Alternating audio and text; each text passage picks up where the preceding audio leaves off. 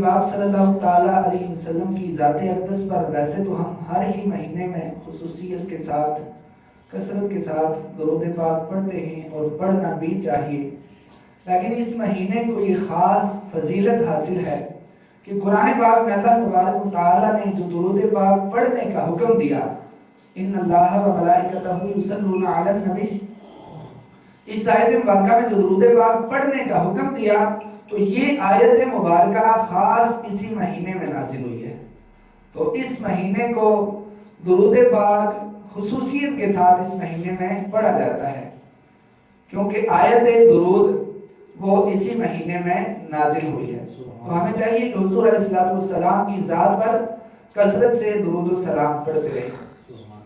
اسی طرح اس مہینے کو جو دوسری بڑی فضیلت حاصل ہے وہ ہے شب برات کی رات۔ ویسے تو روایات میں آتا ہے کہ 5 ایسی بڑی فضیلت والی راتیں ہیں کہ جن میں اللہ تبارک و تعالی دعاؤں کو قبول فرماتا ہے، گناہگاروں کی بخشش فرماتا ہے، منگتوں کو نوازتا ہے، اس کی رحمت کے دروازے کھلے ہوتے ہیں۔ اور ان 5 عظمت والی راتوں میں سے ایک 15 شعبان کی رات بھی ہے، بڑی فضیلت والی رات ہے۔ حضرت عائشہ صدیقہ رضی اللہ تعالیٰ عنہ فرماتی ہیں کہ ایک مرتبہ نبی پاک صلی اللہ تعالیٰ علیہ وسلم رات کے وقت اپنے بستر سے اٹھے اور کہیں باہر تشریف لے گئے۔ آپ فرماتی ہیں کہ مجھے اندیشہ ہوا کہ کہیں کسی دوسری ازواج مطہرات کے پاس تشریف لے گئے ہیں، تو آپ بھی پیچھے پیچھے اٹھ کے گئی، جا کے باہر ڈھونڈا، دوسرے ازواج کے حجروں میں دیکھا نہیں ملے، تو واپس جب اپنے حجرے میں حضرت عائشہ صدیقہ رضی اللہ تعالیٰ عنہ آئی تو کیا دیکھتی ہیں کہ حضور علیہ السلام سجدے میں ہیں اور ایسے سجدہ کر رہے ہیں کہ جیسے کوئی کپڑا زمین پر بالکل زمین سے لگا ہوا ہے، گرا ہوا ہے۔ اور حضور علیہ السلام نے کافی طویل، کافی لمبا سجدہ کیا، پھر آپ نے سجدے سے سر اٹھایا، پھر دوسرا سجدہ کیا، اور حضور علیہ السلام نے لمبا سجدہ کیا، دعائیں مانگ رہے ہیں سجدے میں، اور پھر جب آپ نے دوسرے سجدے سے بھی اٹھے، دعا مانگی، دعا مانگ کے پھر عائشہ صدیقہ رضی اللہ تعالیٰ عنہ آپ سے فرمایا کہ کیا تم سمجھتی ہو کہ میں تمہارے ساتھ ناانصافی کر دوں گا؟ تو انہوں نے عرض کی یا رسول اللہ میرا ایسا گمان تو نہیں تھا۔ حضور علیہ السلام نے فرمایا کہ یہ 15 شعبان کی رات ہے، اس رات میں اللہ تبارک و تعالی قبیلہ بنو کلب کی بکریوں کے بالوں کے برابر گناہگاروں کو بخش دیتا ہے۔ تو یہ رات کوئی عام رات نہیں ہے، بڑی فضیلت والی رات ہے، جسے ہمارے معاشرے میں لاپرواہی کے ساتھ، ناجائز حرفات کرنے کے ساتھ، پٹاخے اڑانے کے ساتھ اس رات کو گزار دیا جاتا ہے۔ الا ماشاءاللہ بہت کم لوگ اس رات میں عبادت کرتے ہیں، لیکن سب کو اس رات میں عبادت کرنی چاہیے، بڑی فضیلت والی رات ہے۔ اسی طرح ایک اور روایت ہے کہ نبی پاک صلی اللہ تعالیٰ علیہ وسلم نے ارشاد فرمایا کہ جب 15 شعبان کی رات آتی ہے تو اللہ تبارک و تعالیٰ سورج غروب ہوتے ہی آسمان دنیا پر تجلی فرماتا ہے۔ یعنی باقی راتوں میں ہر رات ہی اللہ تبارک و تعالیٰ آسمان دنیا پر تجلی فرماتا ہے، لیکن صبح صادق کے وقت، فجر سے پہلے کا جو وقت ہے، اس وقت اللہ تبارک و تعالیٰ تجلی فرماتا ہے۔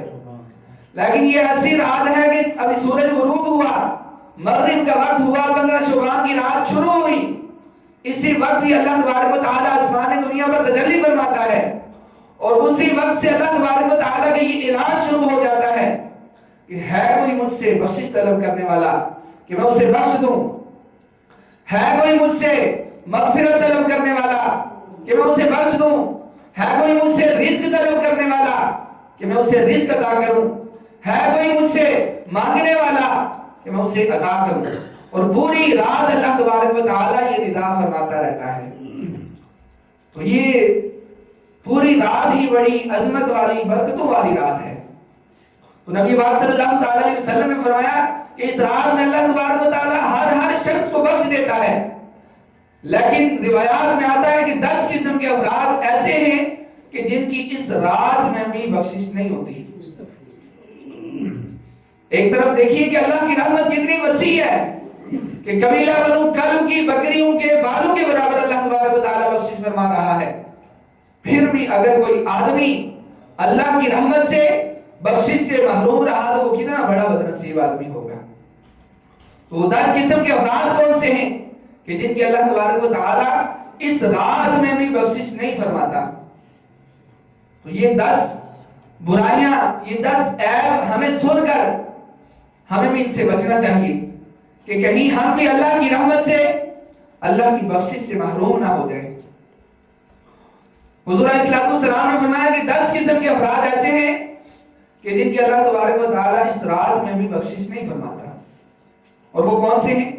سب سے پہلا ہے مشرک، جو اللہ کے ساتھ کسی کو شریک ٹھہراتا ہے، اس کی اللہ تبارک و تعالیٰ اس رات میں بخشش نہیں فرماتا.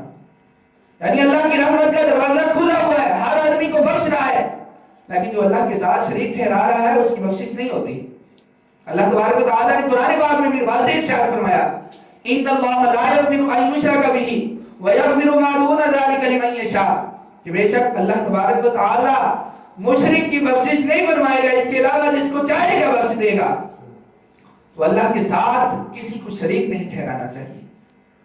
اور اسی طرح دوسرا ہے شراب کا عادی شخص، جو شراب پینے والا ہے، شراب کا عادی شخص ہے، اللہ تبارک و تعالیٰ اتنی عظمت برکت والی رات میں اس آدمی کی بخشش نہیں فرمائے گا. آج ہمارے معاشرے میں شراب اگرچہ عام نہیں ہے، لیکن چھپ کر شراب کی جو رسم بڑھتی جا رہی ہے یہ معاشرے کی تباہی کا سبب ہے. عام نہیں ہے، سریعام کوئی شراب نہیں پیتا، سریعام کوئی شراب کا کاروبار نہیں کر رہا. یہ الحمدللہ ایک اسلامی ملک کے لیے اچھا ہے، لیکن یہ جو چھپ چھپ کر یہ غلط کاریاں ہو رہی ہیں، شراب کا نشہ عام ہو رہا ہے، یہ آنے والے وقتوں میں ہمارے معاشرے کے لیے تباہی کا سبب بنے گا. تو شراب یہ ام الخبائث، یہ تمام برائیوں کی ماں سے کہا گیا ہے کہ جب آدمی شراب پی لیتا ہے تو وہ بعض اوقات اپنی ماں اور بہن تک سے بدکاری کر سکتا ہے، انسان کی عقل پر پردہ پڑ جاتا ہے. تو شراب سے ہمیشہ ہی بچتے رہنا چاہیے. اور اسی طرح تیسرا وہ شخص کہ جس کی اس رات میں بخشش نہیں ہوتی وہ ہے والدین کا نافرمان، ماں باپ کی نافرمانی کرنے والا، ان کے حکم کو نہ ماننے والا، ان کی اطاعت نہ کرنے والا، ان کو ناراض کرنے والا، ان کو تنگ کرنے والا. ایسے آدمی کی بھی اللہ تبارک و تعالیٰ شب برات کی رات میں بخشش نہیں فرمائے گا. تو ماں باپ کو ہمیشہ راضی رکھنا چاہیے، ان کی اطاعت کرنی چاہیے کہ ماں باپ کی رضا میں اللہ کی رضا ہے. بنی اسرائیل میں ایک شخص تھا بڑا ہی عبادت گزار، اور اللہ تبارک و تعالیٰ نے اس کو آواز بڑی خوبصورت عطا فرمائی تھی. اور اس کے ساتھ ساتھ وہ جب تورات شریف کی قرات کرتا، تلاوت کرتا، تو اس کی آواز خوبصورت تھی تو لوگ اس کی قرات کو، تلاوت کو سننے کے لیے دور دراز سے اکٹھے ہو جاتے تھے. اب اسی طرح ایک مرتبہ اس نے تورات شریف کی تلاوت کی، لوگ اکٹھے ہوئے، انہوں نے تلاوت سنی. اب تلاوت کے بعد جب وہ گھر واپس گیا تو اس کو ایک بری عادت بھی تھی کہ وہ شراب کا عادی تھا. اب گھر جا کر وہ اسی اپنے غلط کام میں ملوث ہو گیا. اس کی ماں اسے منع کرتی رہتی تھی کہ بیٹا شراب نہ پیا کرو، کہ اللہ تبارک و تعالیٰ نے تمہیں اتنا نوازا ہوا ہے کہ تمہاری آواز سننے کے لیے لوگ دور دور سے آتے ہیں. تو وہ ماں کی بات نہ سنتا، شراب پیتا. اسی طرح ایک مرتبہ ماں نے منع کیا تو وہ شراب کے نشے میں ایسا دھت تھا کہ اس نے اپنے ماں کو تھپڑ مار دیا. ماں کو تھپڑ مارا تو ماں کی آنکھ باہر نکل آئی اور ماں کا دانت بھی ٹوٹ گیا. اور ماں نے کہا بیٹا جا، اللہ تجھ سے راضی نہیں ہوگا. اور اسے جب ہوش آیا، اس کی عقل سے نشے کا پردہ ہٹا تو اسے احساس ہوا تو ندامت شرمندگی کے ساتھ جنگلوں کی طرف نکل گیا. وہاں جا کر 40 سال اللہ کی عبادت کرتا رہا. اب 40 سال کے بعد اس نے اللہ تبارک و تعالیٰ کی بارگاہ میں عرض کی کہ مولا کیا میرا گناہ معاف ہو گیا ہے؟ کیا تو مجھ سے راضی ہے؟ مجھے کوئی خبر دے. تو غیب سے آواز آئی کہ میری رضا، یعنی اللہ تبارک و تعالیٰ نے فرمایا کہ میری رضا تمہارے والدین کی رضا میں ہے، یعنی تم ان کو راضی کرو گے تو پھر میں راضی ہوں گا. اب وہ شخص سمجھ گیا کہ 40 سال تو کیا میں ہزاروں سال بھی عبادت کرتا رہوں، اللہ تبارک و تعالیٰ مجھ سے اس وقت تک راضی نہیں ہوگا جب تک میں اپنی ماں کو راضی نہ کر لوں۔ اب وہیں سے گھر آیا اور آ کے دروازے پر دستک دی تو پوچھا کون ہے، تو اس نے کہا آپ کا بیٹا ہوں۔ اب بھی اس کی ماں اس سے ناراض تھی۔ ماں نے کہا کہ بیٹا میں تجھ سے ناراض ہوں، واپس چلا جا۔ وہ گھر میں آیا اور پھر غصے شرمندگی سے اپنا وہ ہاتھ ہی اس نے کاٹ ڈالا کہ جس ہاتھ سے اس نے تھپڑ مارا تھا، اور پھر ایک جگہ پر لکڑیاں کٹھی کر کے آگ جلائی اور اپنے آپ سے کہنے لگا کہ بدبخت انسان جہنم کی آگ سے پہلے تو دنیا کی آگ کا مزہ چکھ لے، اور آگ میں چھلانگ لگانے لگا تو پھر قریب کھڑی ماں کا دل جل اٹھا۔ ماں کو احساس ہو گیا تو ماں نے فوراً ہاتھ پکڑ لیا اور کہا کہ بیٹا میں تجھے معاف کرتی ہوں۔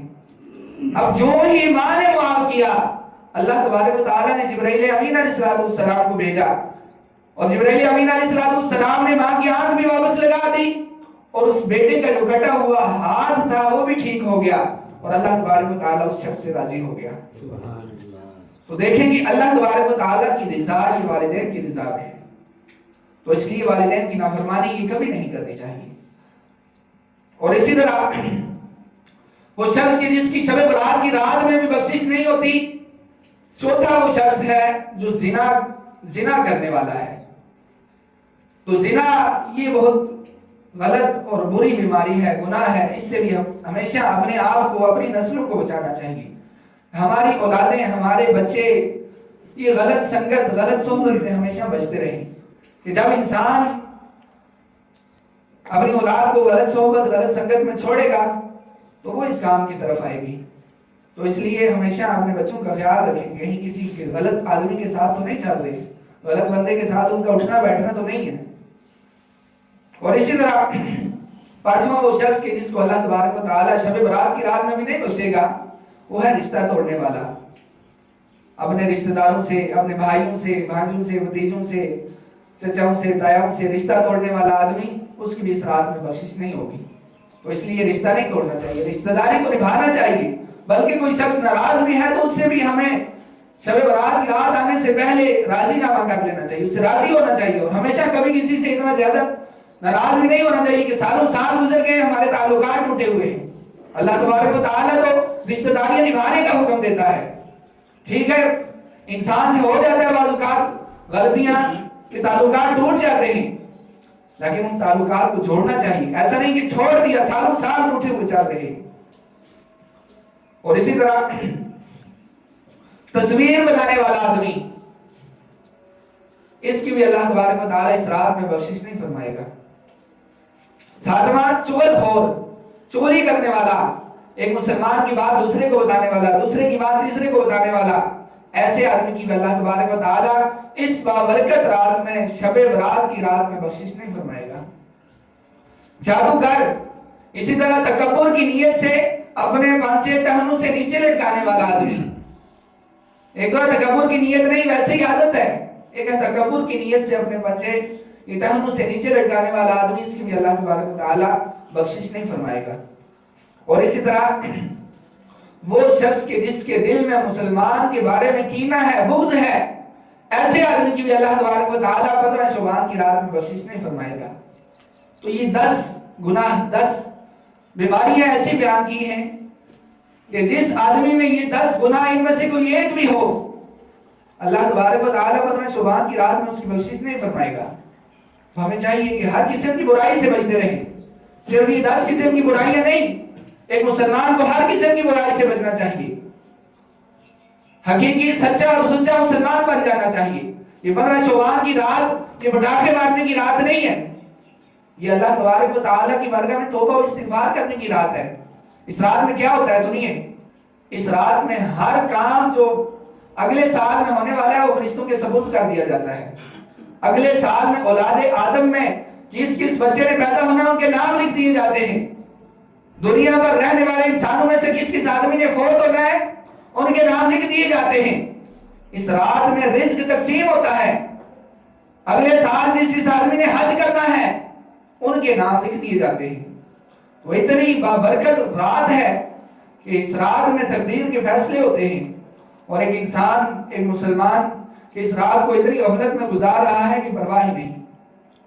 رات میں رزق نصیب ہو رہا ہے اور انسان غفلت میں پڑا ہوا پٹاخے مار رہا ہے، اور پھر پورا سال رو رہا ہے کہ میرے رزق میں برکت نہیں ہے۔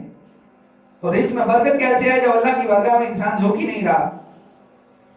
تو اس رات کو غفلت میں نہیں گزارنا چاہیے، عبادت کی رات ہے۔ نبی پاک صلی اللہ تعالی علیہ وسلم نے فرمایا کہ جو شخص 15 شعبان کی رات کو عبادت کرتا ہے، دن کو روزہ رکھتا ہے، اللہ تبارک و تعالیٰ اس کی بخشش فرما دیتا ہے۔ تو 15 شعبان کی رات کو حضور علیہ السلام عبادت کیا کرتے تھے، اور حضور علیہ السلام شروع میں نے حدیث مبارکہ بیان کی کہ ایسی عبادت کرتے تھے کہ عاجزی کے ساتھ زمین پر ایسے سجدہ کرتے تھے جیسے کوئی کپڑا زمین پر پڑا ہوا ہے، جھک جاتے ہیں، عاجزی ایسی تھی۔ آج کل ہم تو سجدہ بھی ایسا کرتے ہیں کہ اپنے کپڑوں کو سمیٹ رہے ہیں، سجدے کی جگہ صاف ہونی چاہیے، ہمارے ماتھے پر مٹی نہ لگ جائے۔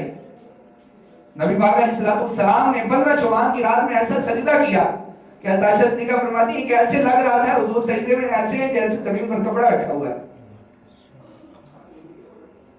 تو اس رات کو عبادت میں گزارنا چاہیے۔ حضور علیہ السلام 14 شعبان کو بھی اور 15 شعبان کو بھی روزہ رکھنے کا حکم دیتے ہیں۔ کیوں؟ 14 شعبان اس کو یہ سمجھیں کہ اعمال نامے کا آخری دن ہے، اب 15 شعبان اگلے سال کے اعمال نامے کا پہلا دن ہے، یعنی جب ہمارا اعمال نامہ کلوز ہو کر رب کی بارگاہ میں پہنچے اس وقت بھی انسان روزے کی حالت میں ہو، اور جب اگلا نامہ اعمال کا رجسٹر شروع ہو اس میں بھی پہلا جو نیک عمل ہے وہ روزہ ہی ہو۔ جہاں بھی ہو اس رات کو عبادت میں گزارے، غفلت میں نہ گزارے، سو کر یا فضولیات میں گپیں لگا کے اور ان کاموں میں نہ گزارے، بلکہ اس رات کو عبادت میں گزارے۔ یہ بڑی نازک رات ہے، اس رات میں بڑے نازک فیصلے ہوتے ہیں، انسان کا رزق تقسیم ہوتا ہے، انسان کے بارے میں تقدیر میں کیا کیا لکھ دیا جاتا ہے اور انسان پٹاخے مار رہے ہیں۔ تو ایسا نہیں کرنا چاہیے۔ اللہ تبارک و تعالی ہم سب کو عمل کی توفیق عطا فرمائے، آمین بجاہ نبی کریم صلی اللہ تعالی